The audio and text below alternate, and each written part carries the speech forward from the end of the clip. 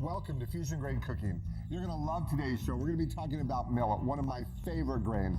We're going to be making some fabulous millet sliders, a wonderful rigatoni dish in the pressure cooker with millet, and a fabulous millet salad. You're going to love what we do with America's favorite grain, millet.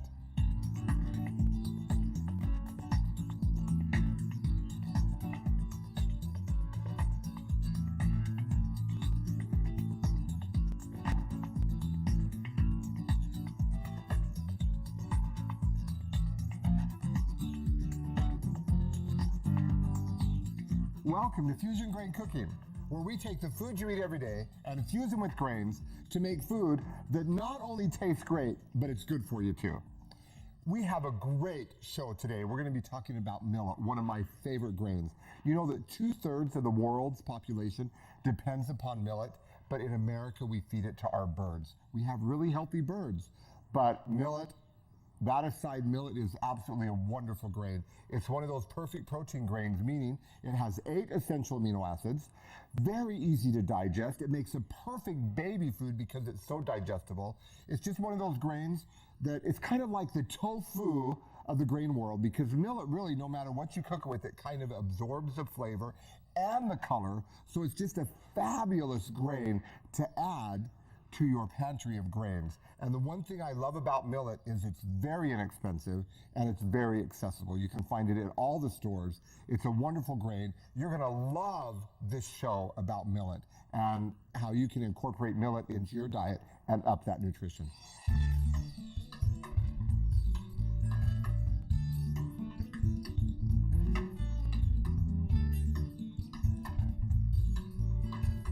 The first thing we're gonna do today is we're going to start a hot cereal with this wonderful millet. Now, I do a lot of cereals on our shows, but cereal, they're so great. And breakfast is the most important meal of the day. And anytime you can add some type of different breakfast cereal to the menu, you're gonna like the change. So we're gonna do a millet, and it's very simple to cook. Is all we're gonna do is take a little bit of grain, a little bit of water, and just a pinch of salt. We're gonna turn on our burner, bring it to a boil, and then drop it to a simmer, and millet is going to cook in probably about 6 to 7 minutes. It will be done. And for breakfast cereal, I kind of like to do like a 4-to-1 ratio for breakfast cereal. So that's 1 part of grain to 4 parts of water. That way, it's not, I don't like to cut my breakfast cereals up with a knife. I like to be able to spoon them and have them really nice. Once this is done, we're gonna finish it off with a little bit of coconut oil, some agave, and some peaches. So it's going to be a great breakfast cereal. Okay, while that's cooking, we're going to move on, and I am so excited about the next dish that we're going to do for you. This is one of my family's favorite meals. It's called rigatoni, and we're going to do it in the pressure cooker. Before I use the pressure cooker, it would take me about 45 to 50 minutes to cook this on the stovetop. In the pressure cooker, it's going to pressure in about 6 minutes. So the whole process, maybe 10 to 15 minutes to cook in the pressure cooker. And there's many different kind of pressure cookers you can use. We're using an electric pressure cooker, one that you plug in. For this style of cooking that we're doing tonight, the electric pressure cooker really is the only one that you can use. If you use a stovetop one, it's going to burn. It's not going to cook properly. And we're going to kind of give you a formula for these stovetop pressure cooker meals. And we're going to do more of them in upcoming shows, but tonight we're going to kind of give you a formula and you can change it up and do different things in it. But the pressure cooker we're using is an electric pressure cooker. They have Fagor, Cuisinart, there's just all different kinds of them out there. They all work pretty much the same. So, all we're going to do is we're going to turn it on to start with. And we want to turn it on to high and for 6 minutes. Now we're going to already start the timer because it's not going to start timing down until the lid is on and the pressure is locked. Is what this is going to allow us to do. It's going to get hot and we're going to be able to start the cooking process. So we're going to add to our pressure cooker some Italian sausage. And then is what we're going to do with Italian sausage is we're just going to kind of cook this up in here and get the flavors going. To have a little bit of olive oil in there, and we're going to fry the Italian sausage. Now, it doesn't have to be perfectly done before we add everything else, because remember, we're going to be pressure cooking for 6 minutes. Now, pressure cookers are so amazing with grains.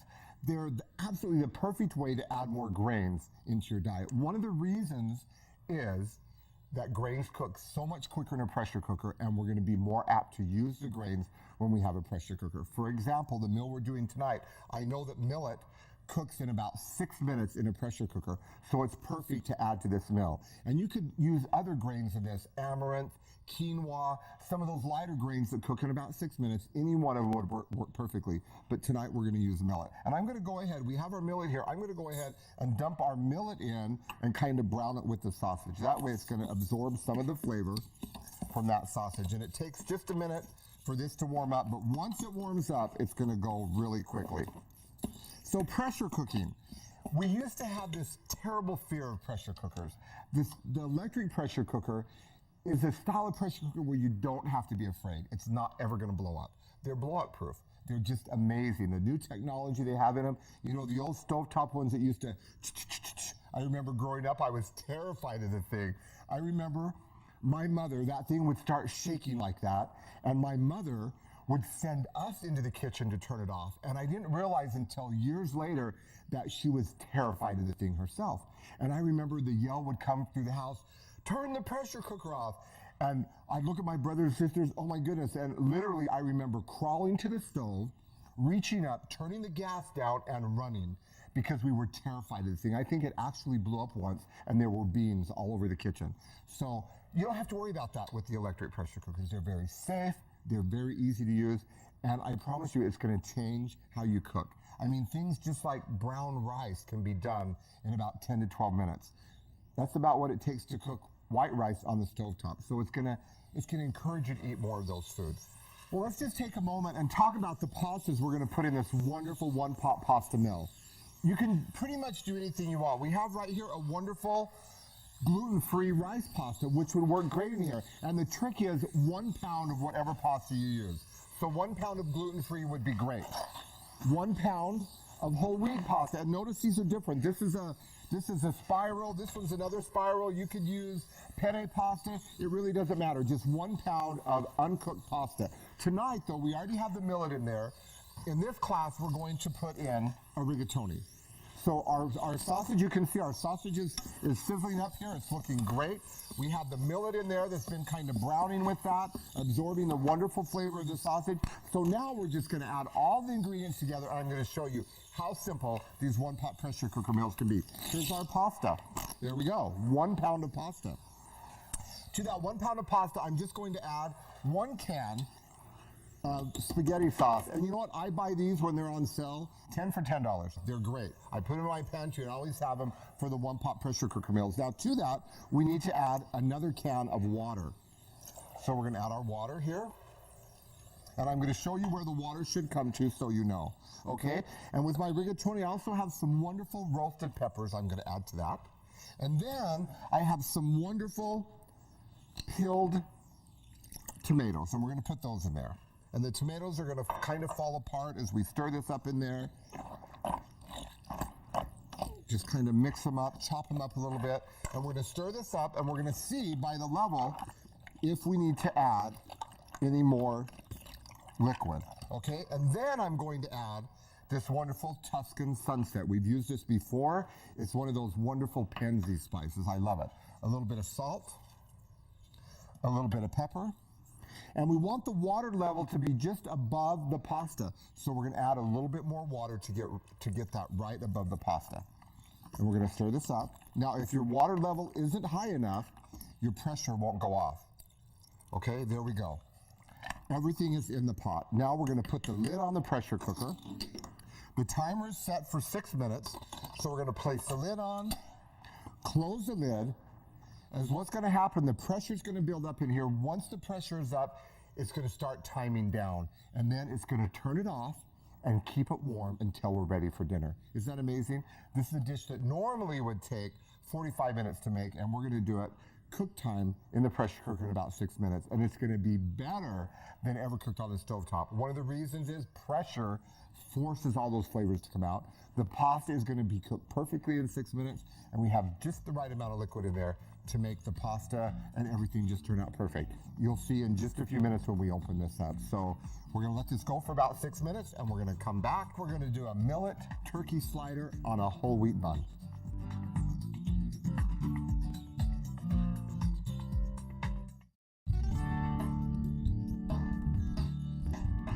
I just want to take a moment and talk about some things that I think are really important. When it comes to cooking healthy food for your family, there's a few pieces of equipment that I think are essential to have. One of them is a pressure cooker. A pressure cooker is so important for cooking grains because what that does, it's going to enable you to cook the grains quicker and faster. And what does that do? You're more apt to cook if it's going to be faster. The other one is a mill to grind those flours from those grains into fresh ground flours. When you grind your flours fresh, you have optimal nutrition there. And of course, the third piece of equipment would be a great mixer to mix those wonderful whole grain breads. As you go through the Chef Brad Cooking Fusion Grain Series, you're going to see we use those three pieces of equipment a lot. And the reason is I found that those really do help you to add nutrition to your family's diet. There might be a little bit of an expense up there, but it's well worth it because those appliances are going to last you for years and they're going to add health and nutrition to the diet of your family. Now we're going to take that wonderful grain millet and we're going to make a fabulous turkey millet slider. Now, what's the difference between a slider and a burger? I think it's just pretty much the size. Sliders are nice and small, like little bite-sized sandwiches. So that's what we're doing tonight. And millet, we're going to use the cooked millet. We've talked about, and you're going to hear me say this a million times, the best success you're going to have when using the grains is to have something already cooked up in your refrigerator. Then you can just pull it out and add it to things like this. And you could probably use any grain you wanted for what we're doing tonight. But our millet has already been cooked up in the refrigerator, so that's what we're going to use. And we have this beautiful millet already cooked up, and we're going to dump that in there. It looks great. And then to that, we're going to add our ground turkey.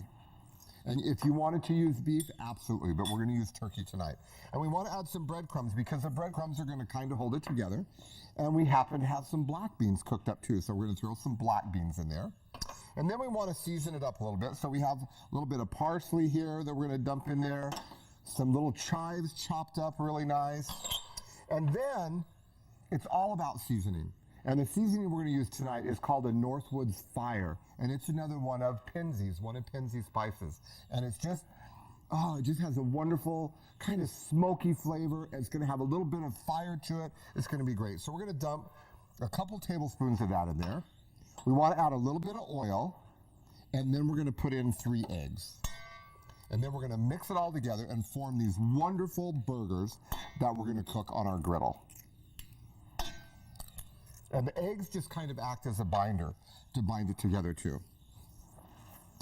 So we're just going to mix all this up, and it looks great. Now remember, you could use any grain in this, red quinoa, white quinoa, black quinoa, any of those grains that are already cooked up would be great in here. And look at the beans in there. This is just going to be a great, flavorful slider. And we want to add a little bit of salt and pepper to that. There we go. And stir that up. Now I always have in my kitchen a box of kitchen gloves. These little vinyl gloves, they're so great to have because, you know, I really have this thing about getting my hands dirty. That's why I'm not a mechanic, because I just can't stand things on my hands like that. So these gloves are really great. And you also know that they just help with keeping things sanitary. But for me, it's just all about not getting things on my hands, which just drives me crazy. So I'm going to take these and we're going to make little burgers, just small little burgers. I'm going to put a little bit of oil on our griddle here. And then we have these small little burgers, and we're just going to lay that out on the griddle there and fry them up. And these are great. These can be used as appetizers or served with a salad or a soup.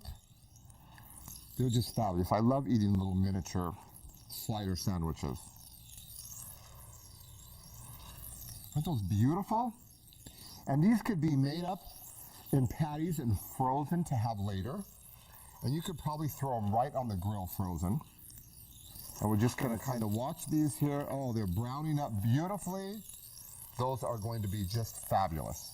This would also be you could do a meatloaf like this too, to add the grains into the meatloaf. And it's great to combine grains and meat. I love the grains as far as the meat extender because actually they're a lot cheaper than the meat too, so they help you save money when you mix them with the meat. And they add all that nutrition to it and a lot of flavor. So there's really a lot of advantages of taking these cooked grains and add them to the things that we already love to eat.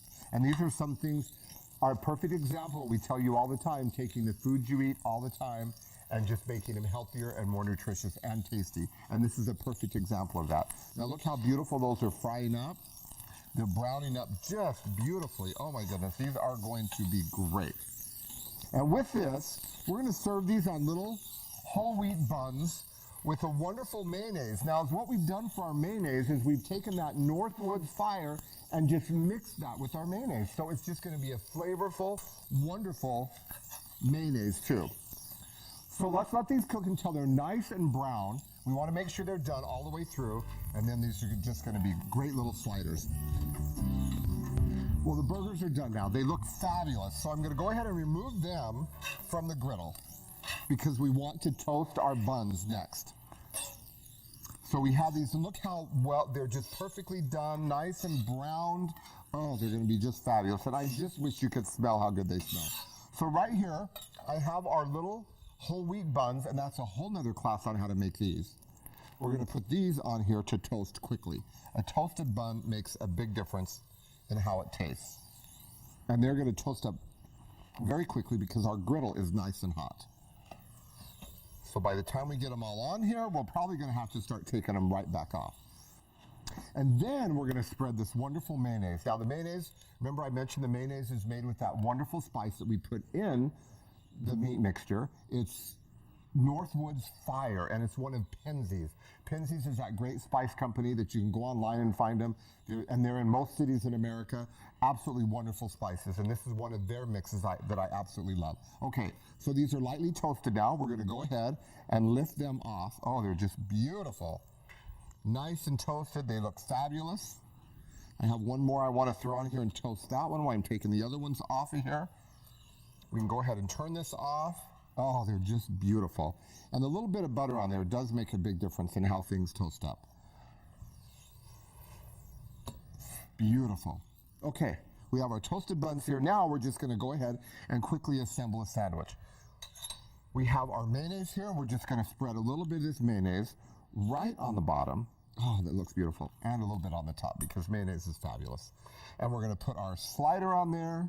A wonderful piece of lettuce to give a little bit of green, and there we go. We have a beautiful slider. That's just beautiful. A nice platter of these would make any occasion a great occasion to eat. Now it's time for Chef Brad's tip of the day. You know, one of the biggest mistakes people make in the kitchen is not spicing their food up enough or adding enough flavor. You know, I go to places and you'll see something that's prepared beautifully. They've taken the time and effort to make something that looks great, but it's lacking in flavor. Spices are the key ingredient to food that tastes great, especially when you start adding grains into your food and you're doing things that you haven't done before. You want to make sure you add flavor. Make sure that you find some spices that are fresh and flavorful to add to the foods that you eat. And you know, I've talked about Penzeys, but there's a lot of places out there that you can go to find spices that are fresh and ready to go. And there's wonderful blends out there. Don't ever underestimate the power of fresh herbs chopped up and thrown in something, but make sure you add those extra spices to the food you cook. The end result is going to be something that you will enjoy and the people you cook for will enjoy even more, because isn't that what food's all about? Making the people around us happy. And spices and herbs to food really make the difference between just an ordinary tasting dish to something that goes, wow, big, fabulous in your mouth. So remember, use some great spices next time you cook, and you will be amazed with the difference. Stay with us. We'll be back with more Fusion Great Cooking.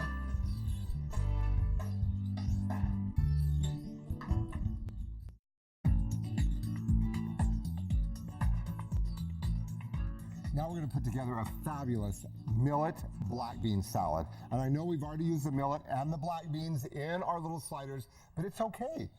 When you've already cooked up something, it's okay to use it in a couple different things, because the flavors are going to be so totally different that no one's going to say, oh my goodness, they're using black beans twice tonight. So here we have our black beans, and they've already been cooked and rinsed. And we have a bean show coming up that will teach you all about how to cook your beans in the pressure cooker. And here's our millet that's already been cooked and chilled.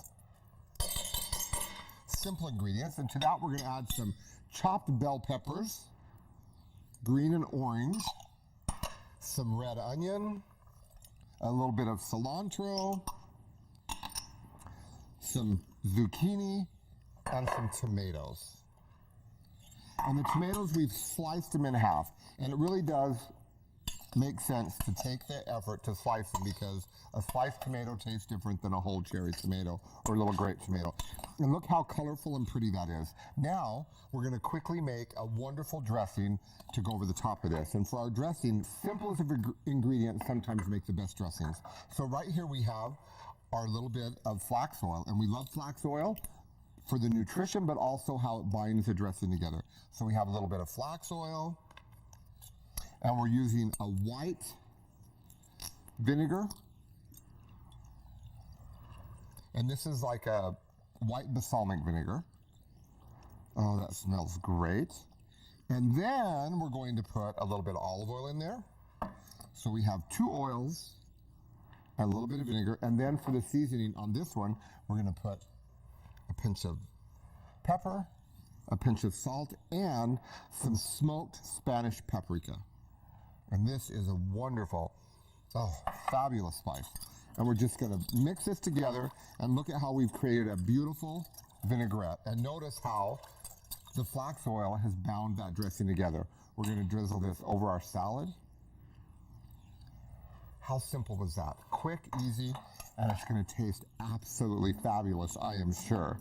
And it's so pretty to look at too.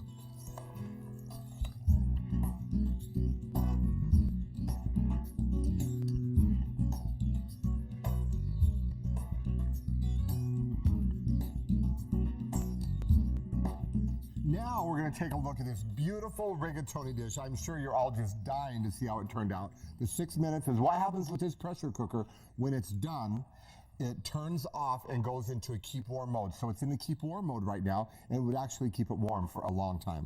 So we're going to open it up, and you get to take a look at that beautiful rigatoni in there. Oh my goodness, it's just gorgeous. We're going to stir this up, and you can see the pasta is cooked perfectly. And remember, rigatoni is not a really saucy thing. It's all about the noodles and the tomatoes and the red peppers and the seasoning. That is absolutely beautiful. Top that off with a little bit of fresh grated Parmigiano Romano cheese, and you have a fabulous meal. Our salad looks fabulous. We've just put it in a big bowl right here. Absolutely wonderful. The millet in there.